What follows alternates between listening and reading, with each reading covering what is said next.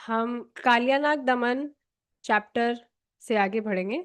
कल हमने क्या डिस्कस किया था, एक बार हम देख लेते हैं क्विज के माध्यम से।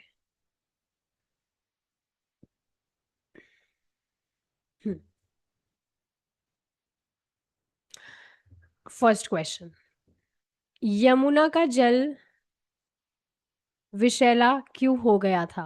बहुत इजी क्वेश्चन है, बट स्टिल। कालिया नाग के विष के कारण। ठीक है। श्री कृष्ण ने कालिया नाग को वश में करने के लिए क्या किया? अपने आप को बड़ा किया। मतलब तो बड़ा किया मतलब साइड से थोड़ा सा ऊपर की ओर कर रहा है, बढ़ा रहे थे खुद को, तो उसको दम घुटने लगा और उसने छोड़ दिया। और फिर उसको कंट्रोल कैसे किया भगवान ने, वश में? उसको वश में किया, भगवान उसको छोड़ के बाहर निकल आए जब। उसके आगे वाली बात बताओ ना। हम्म। तो जब बाहर निकल आए भगवान, तो उसके फनों पर भगवान ने नृत्य किया, और उसके जो फन थे, जो पूंछ और बाकी चीजें जो थी उसकी सांप के, उसको अपना मतलब उसको भी हैंडल किया डांस फॉर्म में। अ, इस तरह से भगवान ने उसके नृत्य बाहर को करना भी शुरू। एक्सेप्ट किया। मतलब युद्ध भी कर लिया, डांस भी कर लिया। ये था। हाँ, तो इस तरह से भगवान ने उसको वश में किया। ठीक है।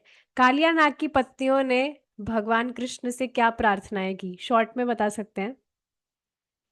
कि उनके पति ने जो किया वो गलत है, उसके लिए वो क्षमा मांगती हैं। पर उनके वो पति हैं, इसलिए वो उन्हें माफ कर दे, क्षमा कर दे। हाँ, उनकी रक्षा की प्रार्थना की। ठीक है। आगे आगे देखते हैं अब हम। गुड।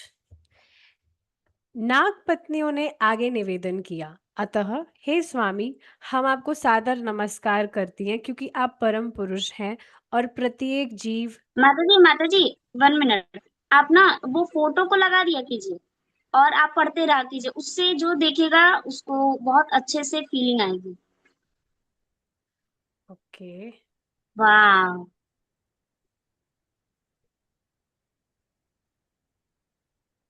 हाँ, यही तो है इसमें ना। यहाँ नहीं। पर हाँ यही। यहाँ पर ठीक है, प्रार्थना कर रही हैं तो हाँ, इस तरह से विजुलाइज करिए, नाग पत्नियां प्रार्थना अपनी कंटिन्यू कर रही हैं क्योंकि आप परम पुरुष हैं और प्रत्येक जीव के भीतर परमात्मा रूप में निवास करते हैं। आप इस दृश्य जगत में परे हैं, किंतु आप पर ही सब कुछ निर्भर है। आप साक्षात दुरांत काल हैं, दुर्दांत काल हैं। संपूर्ण काल शक्ति आप में स्थित है, अतः आप भूत, वर्तमान तथा भविष्य, मास, दिन, प्रहर, क्षण के रूप में समग्र काल के दृष्टा और प्रतिरूप है। दूसरे शब्दों में, हे भगवान, आप प्रत्येक क्षण, प्रहर, दिन, वर्ष, भूत, वर्तमान, भविष्य में घटित होने वाले सारे कार्यकलापों को भली भांति देख सकते हैं। आप स्वयं विराट रूप है, तो भी आप इस ब्रह्मांड से भिन्न है। आप एक ही समय इस ब्रह्मांड से अभिन्न तथा भिन्न है, अतः हम आपको सादर नमस्कार करती हैं। अच्छा, इससे रिलेटेड एक क्वेश्चन आता है। भगवान भगवत गीता में भी इस बात को बताते हैं कि भगवान के अंदर सब कुछ है और भगवान के बाहर सब कुछ, सेम टाइम पर बाहर सब कुछ है। इसका अर्थ क्या है? इसको विस्तार कर पाएंगे आप? भगवान से बाहर तो कुछ भी नहीं है। बाहर कुछ नहीं है, पर पर इस तरह से भगवान बताने ना कि भगवान के अंदर सब कुछ है और सेम टाइम पर। इसका मतलब ये है कि जो बाहर वस्तुएं दिख रही हैं उसमें भी भगवान है, और जो नहीं दिख रही है उसमें भी भगवान है। हाँ, तो हाँ, ये बात है। और इसमें हमने देखा ही था भगवान के अंदर सब कुछ कैसे भगवान ने दिखाई दिया था अपनी लीला के द्वारा। आप साक्षात पूर्ण ब्रह्मांड है, फिर भी आप उसके सृष्टा है। आप ही इस समस्त ब्रह्मांड के अधीक्षक तथा पालक हैं, और आप ही इसके आदि कारण भी हैं। देखिए, इससे एक बहुत सुंदर बात मुझे आप सबको बतानी है, कि जैसे यहाँ पर देखिए भगवान के गौण नाम बोले जा रहे हैं। पालक है, नियंता है, अधीक्षक है ना। तो ये सारे भगवान के प्राइमरी नेम्स नहीं है, ये भगवान के गौण नाम है। तो इस तरह से ना, एक भक्त ने कुछ पोस्ट शेयर किया था, उसमें इस तरह से प्रभुपाद जी बोल रहे थे कि कोई भी व्यक्ति अगर भगवान के सेकेंडरी नेम भी बोलता है, जैसे देखिए दूसरे धर्मों में जो लोग हैं वे भी भगवान पर विश्वास करते हैं, पर वे कृष्ण ऐसे नहीं मानते कि कृष्ण भगवान है। उनके जो नाम है, अल्लाह, जो हुआ, या इस तरह से जो भी अलग अलग नाम है, वो उसको स्वीकार करते हैं कि भगवान मतलब कि अल्लाह, हमारे भगवान अल्लाह है, हमारे भगवान जो हुआ है, हमारे भगवान ये है वो है।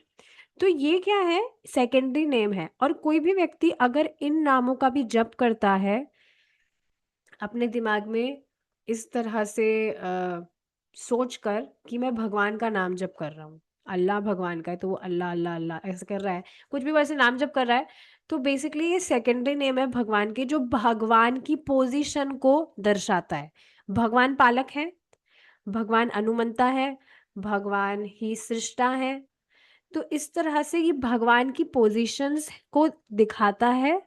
और जब कोई व्यक्ति इन गॉड नामों का भी जप करता है तो भी उसको बेनिफिट होता है, क्योंकि उस समय वह गॉड कॉन्शियस है।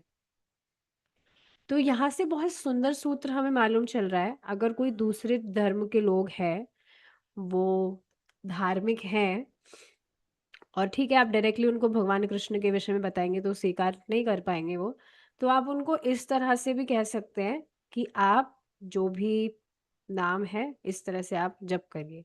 जैसे एक इजराइल की माता जी हैं, तो वो मेरे को हरे कृष्णा से ग्रीटिंग करती थी, पर मैंने जब उनको चैंटिंग के लिए बताया तो वो एक्सेप्ट नहीं कर पाई थी। वो कह रही थी कि मैं ऑलरेडी स्पिरिचुअल कुछ फॉलो करती हूँ, और हाँ मैं उसमें बहुत पीसफुल महसूस करती हूँ। उस समय मैं कुछ कही नहीं थी उनको, क्योंकि मैंने छोड़ दिया था। लेकिन अब ये सेकेंडरी नेम्स वाली मुझे बात मालूम चली, तो मैंने उनको फिर से कल मैसेज किया, और शी वॉज वेरी हैप्पी। और मैंने उनको यही बात बताई कि बेसिकली मेरा उद्देश्य था चैंटिंग, हम चैंटिंग को हमारी हैबिट में लाए। तो ठीक है आप कृष्ण का नाम जप नहीं करना चाहती हैं, तो आप जो भी भगवान का नाम जानती हैं आप उसको जप करिए, क्योंकि उद्देश्य है जप करना। तो बाद में शी वॉज रिसेप्टिव, वो मतलब मान रही थी, कि फिर वो मुझसे पूछ रही थी कि हाँ मुझे आप अपना एक्सपीरियंस बताइए जब करके आपको कैसा क्या होता है, तो आगे वो बात होगी। पर ये बहुत सुंदर बात यहाँ से मालूम चल रही है कि कोई व्यक्ति डायरेक्ट भगवान कृष्ण का नाम जप नहीं कर पा रहा है, दूसरे धर्मों की बात हो रही है, तो इस तरह से भी उनको प्रेरणा दी जा सकती है। अब इस पर एक और बात क्या आ जाती है, बहुत इंपॉर्टेंट, ये क्वेश्चन मैंने माता यशोमती माता जी से ही पूछा था, कि ठीक है ये बात हम जान रहे हैं कि जो व्यक्ति भगवान कृष्ण का नाम जप नहीं कर पा रहा, वो ऐसे गौण नाम दूसरे जप कर रहा है तो उसको बेनिफिट मिलेगा। पर जो लोग देवी देवताओं को भगवान मानते हैं, अगर देवी देवताओं को वे नाम जप कर रहे हैं, तो क्या उससे भी उनको बेनिफिट होगा? आप बताइए इसका आंसर क्या है। माता जी वो पूजा तो कर रहा है पर थोड़ा गलत तरीके से कर रहा है, क्योंकि फल देने वाले तो उनको कृष्णा ही है, और धीरे धीरे प्रगति तो होगी ही। Exactly exactly. बल्कि यहाँ पर ये दूसरा नाम अपराध होता है कि भगवान के नामों को, देवी देवताओं के नामों को भगवान के नामों के समान मानना। तो डेफिनेटली देवी देवताओं का नाम जप करके अ, अपराध है ये, क्योंकि देवी देवताओं को वे इस तरह से स्वतंत्र कर्ता मान रहे हैं, ईश्वर मान रहे हैं, तो वो उनको बेनिफिट नहीं करेगा। ये बहुत इंपॉर्टेंट चीज है। तो ठीक है, अब देखिए भारत में प्राय प्राय लोग भगवान कृष्ण का नाम ले ही लेते हैं, इतना कुछ ज्यादा जो मतलब इतना फिलॉसफी में, उटपटांग फिलॉसफी में फंसा होगा, उसके लिए स्वीकार करना थोड़ा कठिन होगा। लेकिन प्राय प्राय लोग होते हैं जो इतना डीप में कुछ फिलॉसफी नहीं जानते हैं, वे समझते हैं कि सभी समान ही है, चाहे से भगवान कृष्ण का नाम लो या शिव जी का लो या ये ऐसे लो या वैसे लो। तो उनको आप कहिए कि ठीक है आप उनका भी लीजिए, पर आप हरे कृष्णा भी करिए। जैसे कल एक व्यक्ति थे बोले थे मैं शिव जी का भक्त हूँ, बोला अच्छी बात है मैं भी शिव जी की भक्त हूँ, शिव जी इस महाभागवत, अब उनको महाभागवत का मतलब समझ नहीं आया होगा, पर मैंने फिर भी कहा कि इस तरह से हमें बताया जाता है ना, भक्त हमें, we have to become servant of the servant. भगवान के जो भक्त हैं उनका भक्त हमें बनना है। तो हाँ, शिव जी के भक्त हम भी हैं, उसमें क्या दिक्कत है। लेकिन फिर भी आप हरे कृष्णा भी कर सकते हैं, और आपको शिव जी का भी नाम जप करना है वो भी करिए।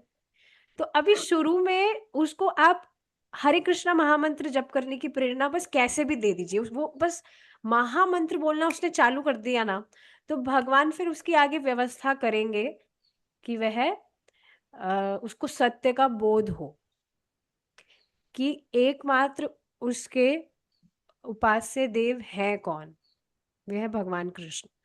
तो हमें बस देखना है कि कैसे भी कैसे करके बस व्यक्ति नाम जप चालू कर दे भगवान का, ये इम्पोर्टेंट है। तो ये बहुत सुंदर यहाँ से बात आ रही थी। यद्यपि आप अपने त्रिगुणात्मक अवतारों ब्रह्मा विष्णु तथा महेश्वर के रूप में इस ब्रह्मांड में व्याप्त हैं, तथापि आप भौतिक सृष्टि से परे हैं। यद्यपि आप सभी प्रकार के जीवों, उनकी इंद्रियों, प्राणों, मनो तथा बुद्धि की उत्पत्ति के कारण हैं, किंतु आप अपनी अंतरंगा शक्ति द्वारा जाने जाते हैं। तो हाँ, भगवान सबकी सृष्टि करते हैं, पर भगवान उसमें लिप्त नहीं होते हैं। अतः हम आपको सादर नमस्कार करती हैं, क्योंकि आप अनंत, सूक्ष्मतम से सूक्ष्मतर, समस्त उत्पत्ति के केंद्र तथा सब कुछ जानने वाले हैं। तो आई होप ये फोटो सबको दिख रहा है। अभी जो नागपत्नियां हैं वे ही भगवान की इस तरह से स्तुति कर रही हैं, तो वही हम देख रहे हैं। ठीक है। विविध श्रेणी के चिंतक आप तक पहुंचने का यत्न करते रहते हैं। आप ही समस्त दार्शनिक प्रयासों के चरम लक्ष्य हैं, और वस्तुतः आप ही समस्त दर्शनों तथा विभिन्न सिद्धांतों द्वारा वर्णित है ना। तो मतलब जितने भी वेद हैं, सिद्धांत हैं, उसका फल यही है कि व्यक्ति भगवान की उपासना करे। हम आपको सादर नमस्कार करती हैं, क्योंकि आप समस्त शास्त्रों के तथा ज्ञान के स्रोत हैं। आप समस्त साक्ष्यों के मूल हैं, और आप हम सबको परम ज्ञान प्रदान करने वाले परम पुरुष हैं।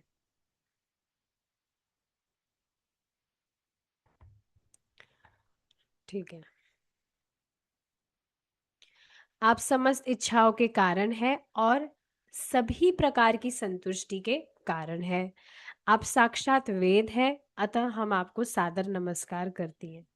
हे भगवान, आप भगवान श्री कृष्ण हैं। भगवान को सब बात पता है ये, लेकिन फिर भी स्तुति कर रही है। और परम भोक्ता भी है, जो अब सात्विक भाव रूप वसुदेव के पुत्र रूप में प्रकट हुए हैं। आप मन तथा बुद्धि के अधिष्ठाता अनिरुद्ध तथा प्रद्युम्न है। सृष्टि तत्व भी आ रहा है यहाँ, तो सबको जानती है यहाँ पे जो भी नागपत्नियां हैं, और समस्त वैष्णवों के स्वामी हैं। आप अपने चतुर्व्यूह रूप में वासुदेव, संकर्षण, अनिरुद्ध तथा प्रद्युम्न है, और मन तथा बुद्धि के विकास के कारण स्वरूप है। आपके कार्यकलापों से ही सारे जीव या तो विस्मृति से आवृत हो जाते हैं, या अपने असली स्वरूप को पहचान लेते हैं। इससे देखिए एक बहुत ही इंपॉर्टेंट बात समझनी चाहिए कि भगवान की जो माया देवी है ना, माया शक्ति, वो बहुत प्रबल है। इस वजह से हमें कभी भी चिल नहीं हो जाना चाहिए कि हाँ हम तो बहुत मतलब ठीक हो गए हैं, प्योर डिवोटी हो गए हैं, ज़्यादा हमें टेंशन करने की ज़रूरत नहीं है। क्योंकि प्रभु जी ने अभी एक बात मेंशन की थी, गोप कुमार की कथा अगर आप जानते हैं, उसमें ना मैं एक बार शॉर्ट में बता देती हूँ। जो गोप कुमार है वे आ, यहाँ पर गोवर्धन के साइड रहते थे, और वहां पर उन्हें एक बार कोई व्यक्ति आए थे, उन्होंने उनको गोपाल मंत्र दिया था। उनके कान में गोपाल मंत्र बोला, क्योंकि वे उनसे प्रसन्न थे। तो वे भगवान के द्वारा ही अरेंजमेंट था।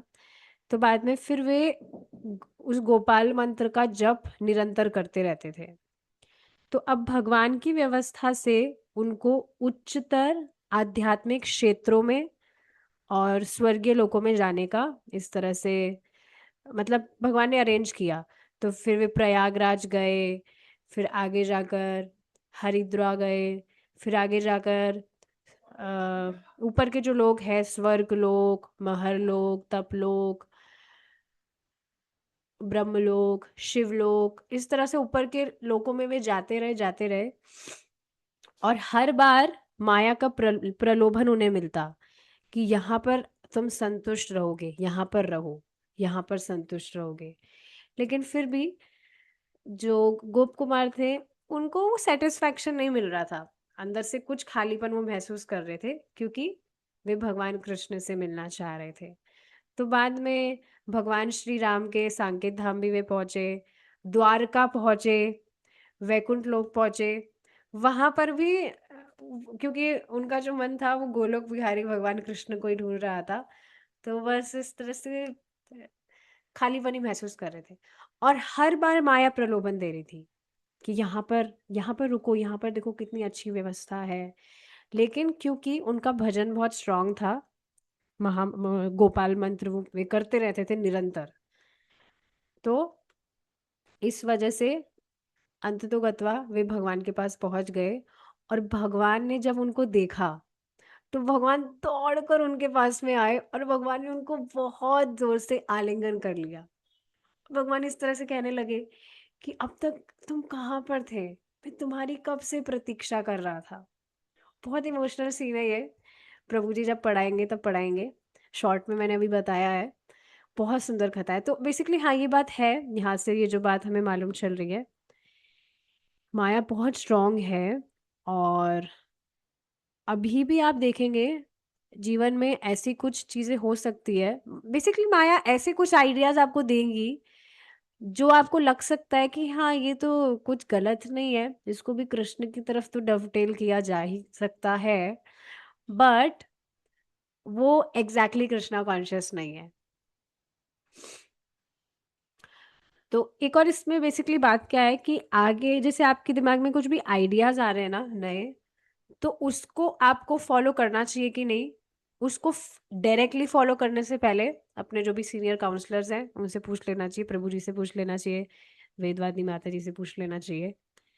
वे आपको सही से मार्गदर्शन दे पाएंगे। डायरेक्टली कुछ भी आइडिया आया तो तुरंत उसको उसमें मतलब नहीं लग जाना चाहिए। बहुत मतलब इस तरह से माया प्रलोभन देती है कुछ भी, और सबकी जो गाजर है वो अलग अलग हो सकती है, होती है। तो हमें थोड़ा सतर्क रहना चाहिए यहाँ पर। कुछ भी आइडियाज माया दे सकती है और उससे बेसिकली हमारा टाइम खराब होगा। ठीक है, इसकी पुष्टि तो हाँ ये बात है ना, आपके कार्यकलापों से ही सारे जीव या तो विस्मृति से आवृत हो जाते हैं या अपने असली स्वरूप को पहचान लेते हैं। इसकी पुष्टि भगवत गीता के 15वें अध्याय में भी इस प्रकार हुई है। भगवत गीता भी पढ़ी हुई है, देखिए सब। भगवान सबके हृदय में परमात्मा रूप में स्थित हैं और उनकी उपस्थिति के कारण ही जीव या तो उनके जीव या तो अपने आप को भूल जाता है या अपने आदि स्वरूप को पहचान लेता है। हम कुछ कुछ समझती हैं कि आप हमारे हृदय में हमारे सारे कार्यों के साक्षी रूप में स्थित है। एक और बहुत सुंदर बात परमात्मा से रिलेटेड प्रभु जी ने बताई थी, मुझे बहुत अच्छी लगी थी कि भगवान बाध्य होकर हमारे हृदय में नहीं है। भगवान हमारे हृदय में इस वजह से है, एक तो भगवान हमारी इच्छाएं सैंक्शन कर रहे हैं, पर एकमात्र कारण यही नहीं है। एक कारण ये भी है कि भगवान बस निरंतर नोटिस करने में लगे हैं कि क्या कब ये जीवात्मा कुछ ऐसा कर दे जो मेरी सेवा के लिए हो। तो प्लीज इस बात को आप समझिए, किसी भी व्यक्ति को आप नाम जप करने की प्रेरणा दे रहे हैं, कम से कम ज्यादा समय, ठीक है आप एक्सपेक्ट मत करिए, कुछ दिन भी वह योजना बनाकर अपने आप से नाम जप कर रहा है। ऐसा होता है। जैसे ना मैंने एक व्यक्ति को बताया था, वो मैंने पता नहीं पहले बताया था, ये आजकल जो बच्चे हैं जो पढ़ाई वगैरह करते हैं तो वो अपना कुछ साइड का खर्चा वगैरह निकालने के लिए कैब वगैरह चलाते हैं, बाइक वगैरह। तो हाँ, एक मतलब वो एक लड़का था, वो ज़्यादा उसकी एज नहीं है, 20-21 साल का ही था। तो मैंने उसको ना नाम जप के लिए बताया था, वो अभी एग्ज़ाम के लिए प्रिपेयर कर रहा था। तो मैंने उसको नाम जप के लिए बताया था कि आप नाम जप करा करिए, और आपको बहुत अच्छा लगेगा, आपका पढ़ाई में बहुत अच्छा कंसंट्रेट आप कर पाएंगे। तो मेरे साथ में उन्होंने सिर्फ एक दिन ही चैंटिंग किया था। मैंने उनको सिखाया था कि कैसे पंचतत्व मंत्र बोलना है पहले, फिर महामंत्र बोलना है। अगले दिन से नहीं कर पाए थे वो, साथ में नहीं कर पाए थे, लेकिन अपने आप से वे डेली एक माला कर रहे हैं। मुझे मतलब उनसे पूछना भी नहीं पड़ता, डेली अपने आप से वो एक माला कर रहे हैं। अब बताइए, यहाँ पर मैंने उनको एक बार बताया, अब वह खुद योजना बनाकर अपने आप से माला कर रहे हैं, मैं उन्हें उनको पुश नहीं कर रही हूँ। अब यहाँ पर आप देख रहे हैं ना, उन्होंने स्वयं ने योजना बनाकर, किसी भी व्यक्ति ने अपनी इंद्रियों को भगवान की सेवा में लगाया अपनी इच्छा से। जो जीव है वह इच्छा करने के लिए स्वतंत्र है, और बस इसी का तो भगवान मौका देख रहे हैं कि कब ये अपनी इच्छा से मेरी सेवा में लगे। तो बस अब आगे जाके भगवान करे ऐसा ना हो, पर उन्होंने अगर पॉज भी कर दिया जब करना, उसके बाद में भी भगवान जरूर आगे जाके व्यवस्था बैठाएंगे, कुछ ना कुछ जीवन में ऐसी कुछ सिचुएशंस लाएंगे जिससे वह वापस से भगवान की तरफ मुड़े। तो ये इम्पोर्टेंट है कि आप लोगों को प्रेरणा दीजिए, फिर वह स्वयं योजना बनाकर जब अपनी इंद्रियों को भगवान की सेवा में लगाएंगे, तो वहीं से बस अब भगवान ने उनको भगवान बस अब उनके उनको छोड़ेंगे नहीं, अब भगवान उनके पीछे लगे रहेंगे कि वो भगवान की भक्ति करे। तो ये चीज है। ठीक है। तो हाँ, परमात्मा के रूप में भगवान इस वजह से भी है, क्योंकि भगवान निरंतर बस नोटिस करने में लगे हैं कि ये कब अपनी इच्छा से मेरी तरफ मुड़े, मेरी कुछ सेवा करे। तो हाँ, यहाँ पर नाग कन्या यही कह रही है कि हम कुछ कुछ समझती हैं कि आप हमारे हृदय में हमारे सारे कार्य के साक्षी रूप में स्थित है, किंतु आपकी उपस्थिति की अनुभूति कर पाना अत्यंत कठिन है। यद्यपि हम में से प्रत्येक कुछ सीमा तक ऐसा कर सकती हैं। आप भौतिक तथा आध्यात्मिक शक्तियों के परम नियंता है। आप अतः आप परम अग्रणी हैं। यद्यपि आप इस दृश्य जगत से भिन्न हैं, आप इस दृश्य जगत के प्रत्येक अवयव के साक्षी तथा सृष्टा हैं। तो कोई भी ये जो भौतिक जगत है, इसकी कोई भी भौतिक वस्तु या कुछ भी भौतिक भगवान को स्पर्श भी नहीं कर सकता है।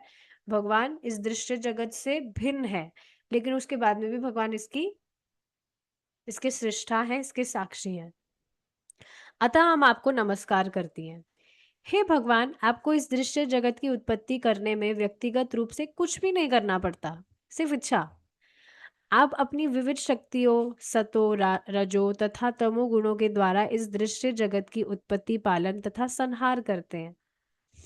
आप समस्त काल शक्ति के नियंता रूप में अपने भ्रिकुटी विलास मात्र से ब्रह्मांड की उत्पत्ति करते हैं, सिर्फ एक ग्लैंस मात्र से, और व्यक्ति की उन विभिन्न शक्तियों को जो विभिन्न प्राणियों पर विभिन्न रूप से कार्य कर रही हैं, शक्ति प्रदान करते हैं।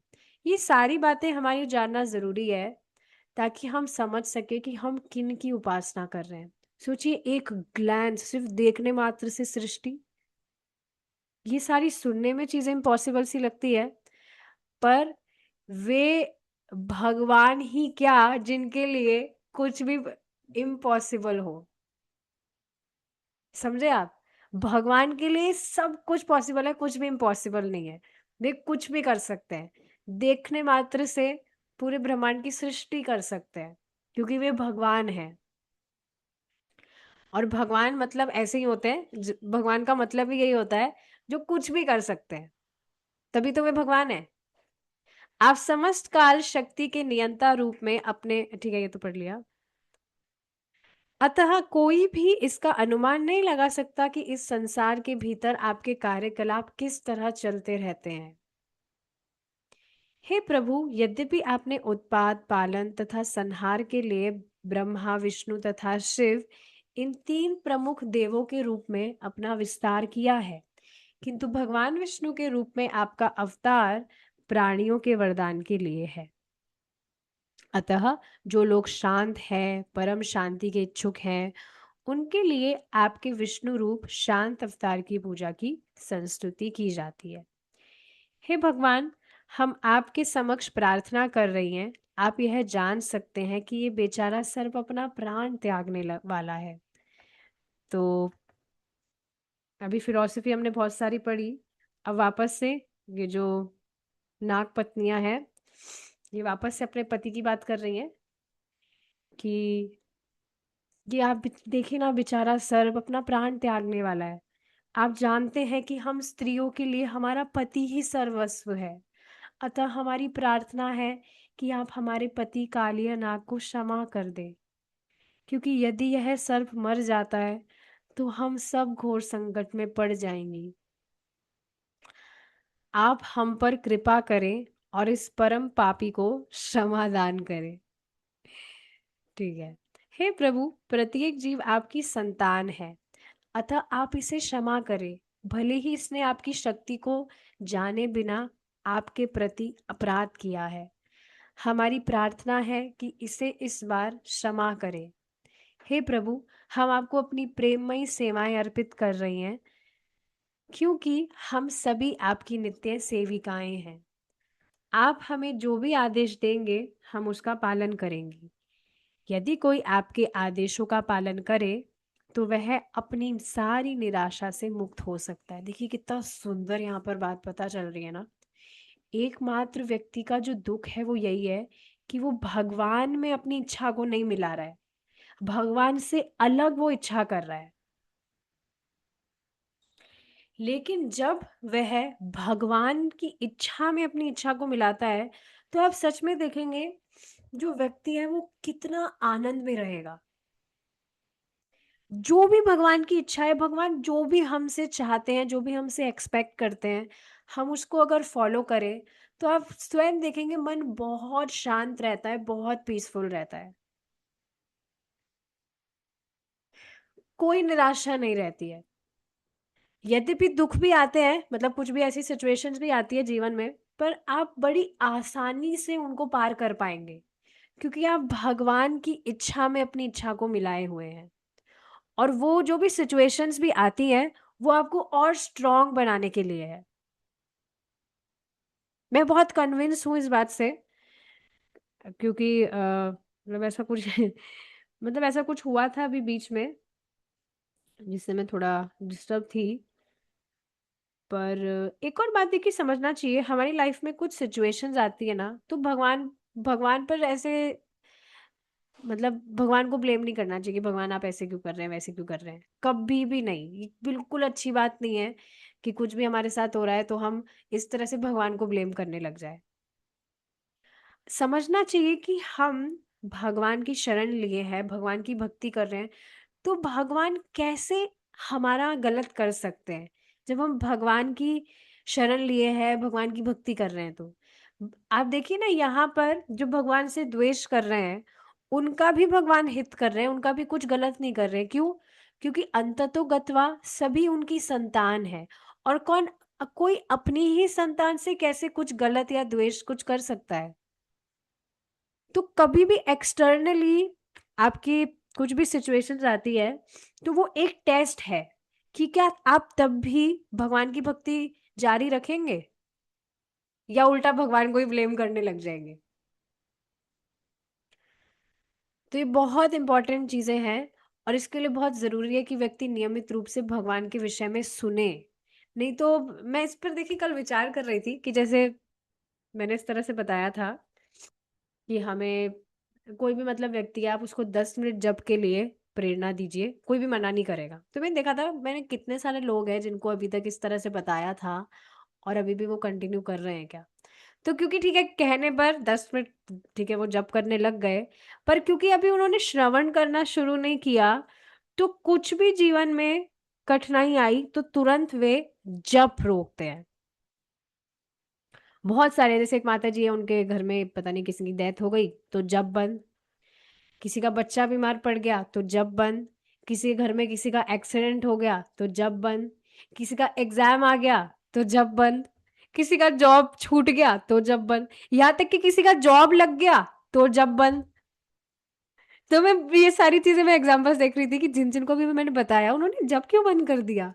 तो फिर बाद में वो एक्सक्यूजेस सामने आ रहे थे, जॉब छूट गया या जॉब लग गया, तो भाई ऐसा जॉब लगा है कि अब बस खाने का भी टाइम नहीं है, नींद नींद पूरी हो जाए वही काफी है। तो इस तरह से आप देखेंगे लोग फंसे हुए हैं।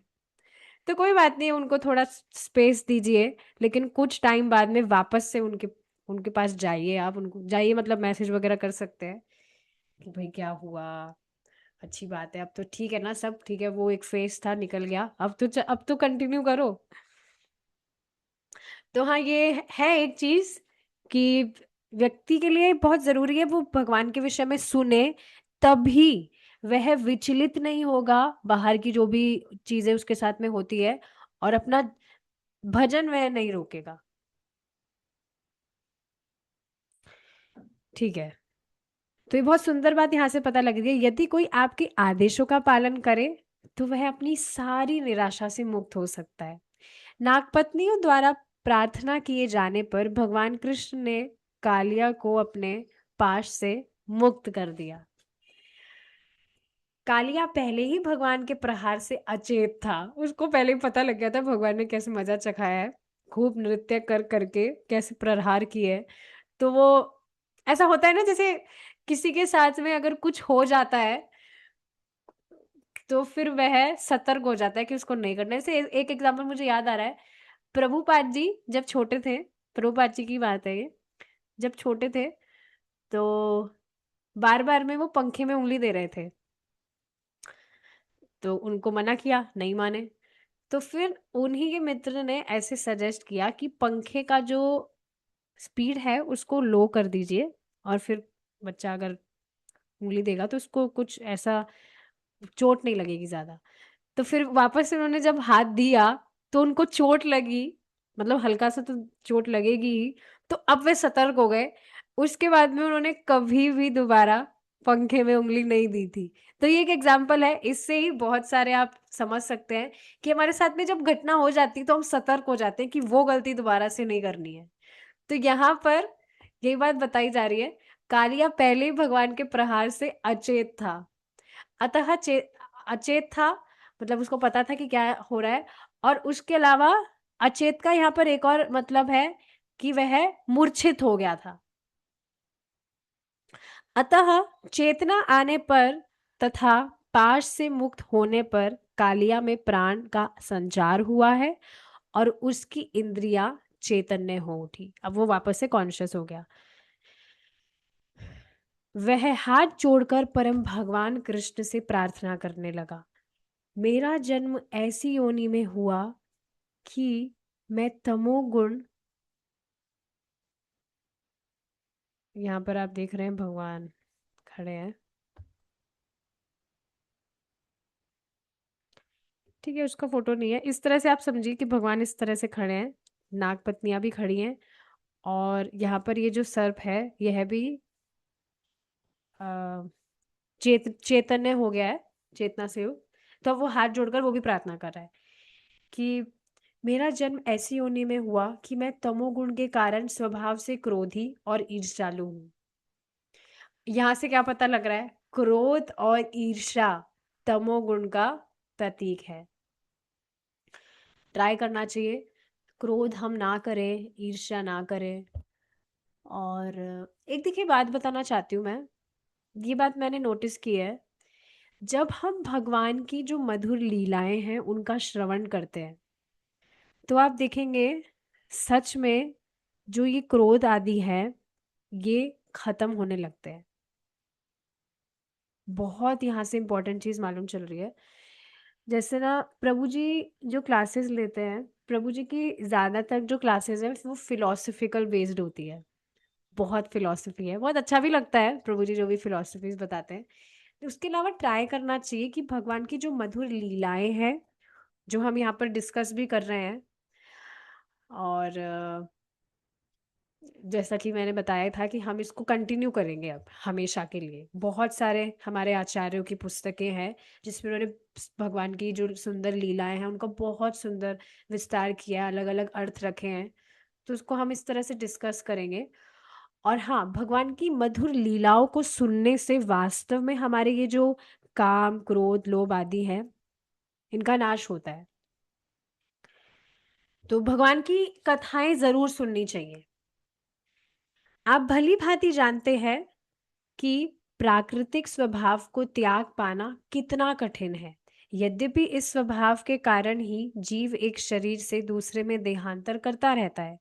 भगवत गीता, अच्छा ये भी भगवत गीता पढ़ा हुआ है। भगवत गीता में भी कहा गया है कि भौतिक प्रकृति के चंगुल से छुटकारा पाना अतीव कठिन है, किंतु यदि मनुष्य भगवान कृष्ण की शरण में चला जाता है तो प्रकृति के उन समस्त गुणों के मूल तो प्रकृति के उन समस्त गुणों के मूल, यहाँ पे कुछ मिसिंग है, जिनसे इस ब्रह्मांड की उत्पत्ति हुई है, आप जीवों की, अच्छा नहीं, तो प्रकृति के उन समस्त गुणों के मूल सृष्टा हैं जिनसे इस ब्रह्मांड की उत्पत्ति हुई है, आप जीवों की उन विभिन्न प्रवृत्तियों के कारण स्वरूप है जिनके कारण उन्हें विभिन्न प्रकार के शरीर प्राप्त होते हैं। हे स्वामी, मैं सर्प के रूप में उत्पन्न हुआ हूँ, अतः स्वभाव से ही मैं अत्यंत क्रोधी हूँ। अतः आपकी कृपा के बिना इस स्वभाव को त्याग करना कैसे संभव हो सकता है। आपकी माया के बंधन से छूट पाना बहुत कठिन है। तो ये कालिया नाग इस तरह से प्रार्थना कर रहा है भगवान से, आपकी माया से ही हम दास बने हुए हैं, आपकी माया के। तो ये माया का ही तो प्रभाव है जो व्यक्ति इस तरह से व्यवहार कर रहा है, क्रोध कर रहा है, भगवान से द्रोह कर रहा है। माया का प्रभाव है। और भगवान इस बात को देखिए समझते ही हैं। एक कारण देखिए ये भी है कि भगवान, एक तो भगवान परम दयालु है, भगवान में कुछ विकार नहीं है ना, भगवान की हम संतानें हैं। और क्योंकि भगवान माया से आच्छादित नहीं है, भगवान पूर्ण सच्चिदाघन स्वरूप है, तो वे हमारी स्थिति को जान रहे हैं। कोई भी व्यक्ति कैसा भी व्यवहार कर रहा है, कैसी भी आदतों से ग्रसित है, वह उसके अज्ञान और माया के प्रभाव के कारण है। लेकिन जब वह अपनी इच्छा से इस तरह से भगवान की भक्ति करने लगता है, तो भगवान, आप देखेंगे ये जो माया का प्रभाव है धीरे धीरे उसके जीवन से कम होता जाता है, और ज्यादा से ज्यादा वह, उसका जो जीवन है वह कृष्णमय होने लगता है। नहीं तो माया के दासी बने हुए सब। हे भगवान, मेरी इन अपरिहार्य भौतिक प्रवृत्तियों के लिए मुझे क्षमा प्रदान करें। मैं आपकी शरण में आया हूँ। अब आप चाहें तो मुझे दंड दे या मुझे बचा ले। देखिए एक और बात समझना चाहिए, भक्ति करके इस जीवन में ही पहले हमने जो भी किया था, अगर उसके लिए बेसिकली पछतावा होता है, तो ये बहुत अच्छी बात है। क्योंकि देखिए इन सब से हमारा जो हृदय है वो सॉफ्ट होता है। भक्ति करके जो भी भगवान हमारे लिए, मतलब इस तरह से हम महसूस कर पाते हैं कि भगवान हमें कितना अच्छे से रख रहे हैं, और भक्ति में आने से पहले क्या क्या हमने किया जो बिल्कुल भगवान को प्रसन्न करने वाला नहीं था।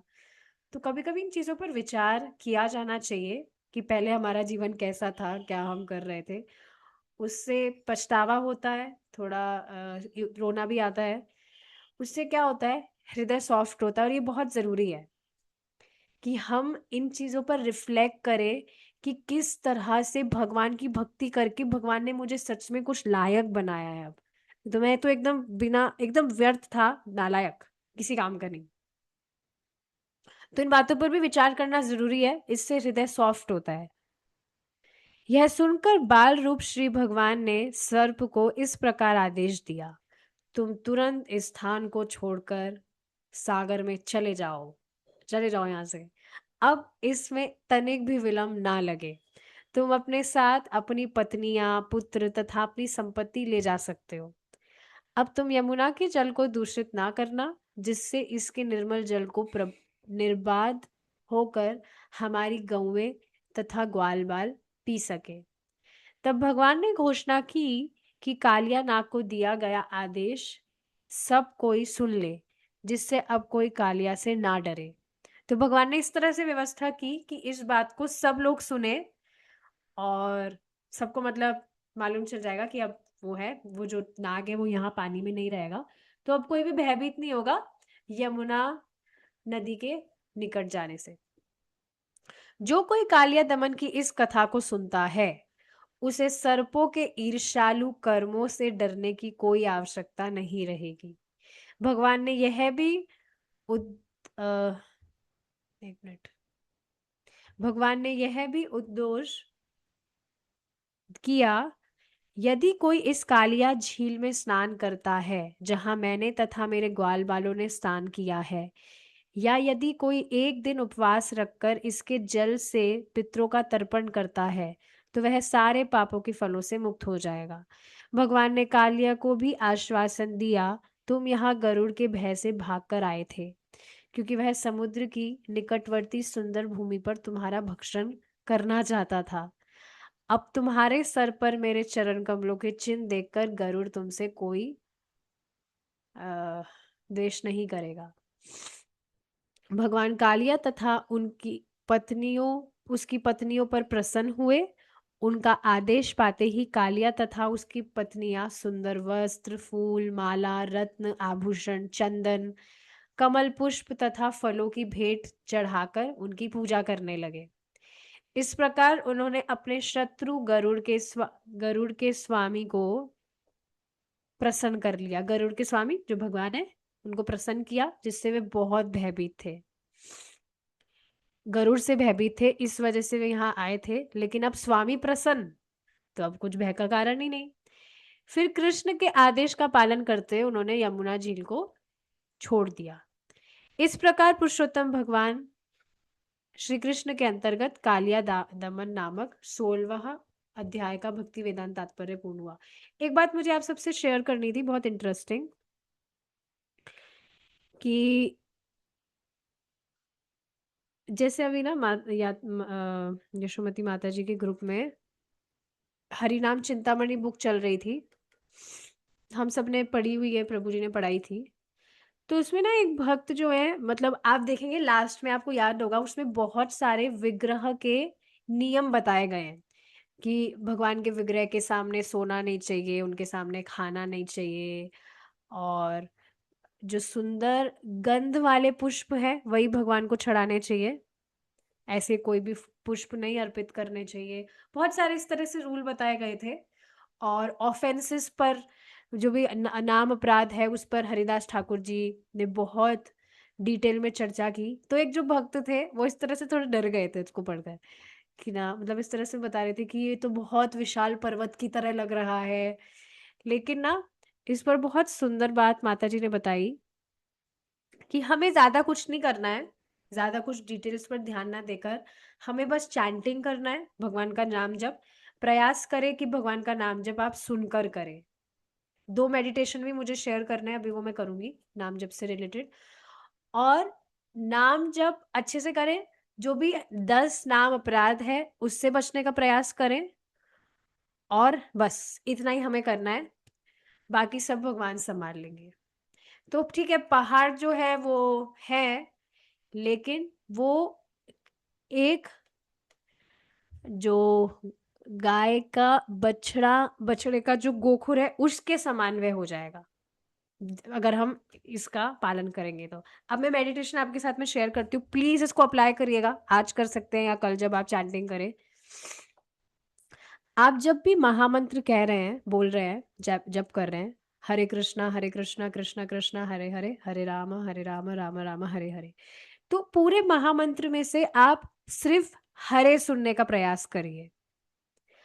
और हरे सुन, जिस समय भी आप हरे सुन रहे हैं तो आप खुश हो जाइए, क्योंकि श्रीमती राधा रानी, हरे कौन है? श्रीमती राधा रानी। श्रीमती राधा रानी की कृपा आप पर हो रही है, तभी आप उनका नाम सुन पा रहे हैं। इस तरह से मैं कर रही थी और मुझे इतना I was feeling very joyful पूरे महामंत्र से, हर हरे मैं सुन पा रही थी जब, तो मुझे बहुत खुशी हो रही थी कि श्रीमती राधा रानी इस तरह से प्रसन्न है, इस वजह से मैं सुन पा रही हूँ। तो बार-बार में इस तरह से अपने आप को याद दिलाइए, श्रीमती राधा रानी की कृपा प्राप्त करिए, क्योंकि अंततोगत्वा उनकी कृपा से हम भगवान के पास पहुँच पाएँगे। Shrimati Radha Rani is very merciful. तो पूरे महामंत्र में से हरे सुनने का प्रयास करिए और फिर इस तरह से आप विजुअलाइज़ करिए कि राधा रानी आप पर कृपा कर रही हैं। This is meditation 1। दूसरा मेडिटेशन क्या है? बहुत इंटरेस्टिंग है। पूरा महामंत्र जब आप जप कर रहे हैं, तो एक-एक नाम को आप इस तरह से जप करिए कि इसमें से कोई भी जो नाम है, वह मुझे भगवान के प्रेम की प्राप्ति करा सकता है। मुझे नहीं पता जो नाम मैं जप कर रहा हूँ, उसमें से कौन-सा नाम है, वो मुझे भगवान की प्राप्ति करा दे। तो मेक श्योर जब आप महामंत्र जप कर रहे हैं, हरे कृष्णा कृष्ण कृष्ण हरे हरे, हरे राम राम राम हरे हरे, एक एक नाम आप इस तरह से सुने, बिल्कुल मिस ना करें। आपको याद होगा साधना माता जी जो हैं, श्री वल्लभा माता जी हो गई हैं, वो उनकी दीक्षा हो गई, तो उन्होंने कौन सा मंत्र था वो, मृत्युंजय मंत्र के विषय में इस तरह से उन्होंने शेयर किया था। उनके हस्बैंड की तबीयत ठीक नहीं थी, तो वो माता जी इस तरह से जप कर रही थी बहुत कॉन्शियसली कि एक भी नाम उनसे छूटे ना, बहुत कॉन्शियसली जप कर रही थी। तो बिल्कुल उस तरह से हमें कॉन्शियसली जप करना है, एक नाम भी मुझसे ना छूटे, क्योंकि इनमें से एक भी नाम मुझे भगवान की प्राप्ति करा सकता है, प्रेम की प्राप्ति करा सकता है। तो इस तरह से ये 2 मेडिटेशन है, इसको आप ट्राई करिएगा। आपका जो चैंटिंग है वो अलाइव हो जाएगा। Very beautiful. इसी से हम यहाँ पर रुकेंगे। Thank you so much for your time and association. Shri Krishna भगवान की जय। श्रीला प्रभुपाद की जय। हरे कृष्णा।